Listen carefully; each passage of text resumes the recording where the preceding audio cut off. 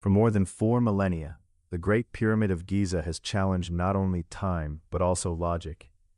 How was it possible that in less than 20 years, the ancient Egyptians erected a structure of more than 140 meters high, using more than 2 million blocks of stone, some up to 60 tons?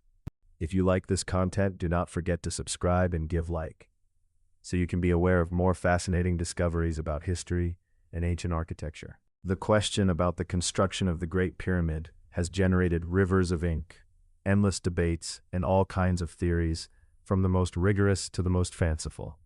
A new study published in the scientific journal NPJ Heritage Science completely rewrites the traditional narrative. The author, Simon Andreas Scheuring, proposes a bold idea. The pyramid was not built from the outside up, but from the inside out.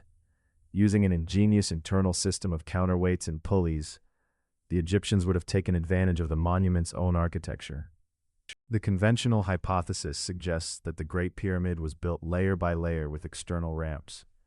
However, this raises obvious logistical problems, such as the need for extremely long ramps that have left no trace. Scheuring's new proposal channels the brute force differently. He argues that internal ramps were designed at an angle, combined with pulley systems that relied on gravity to move the blocks upwards, lifting them from the inside. According to the study, runners such as the Great Gallery and the Ascending Passage would have functioned as steep ramps.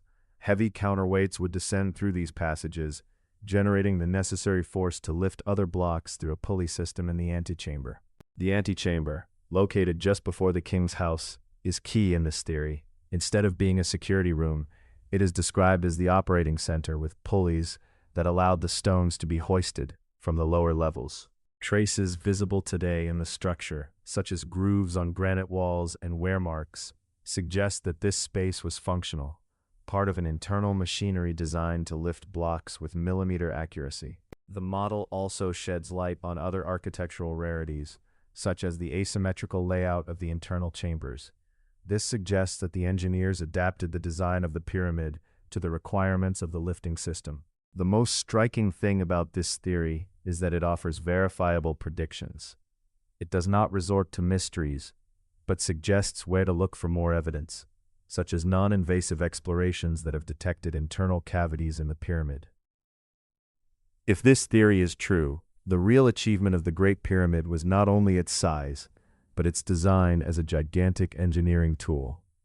More than 4,500 years after its uprising, the Great Pyramid remains a testimony of human ingenuity.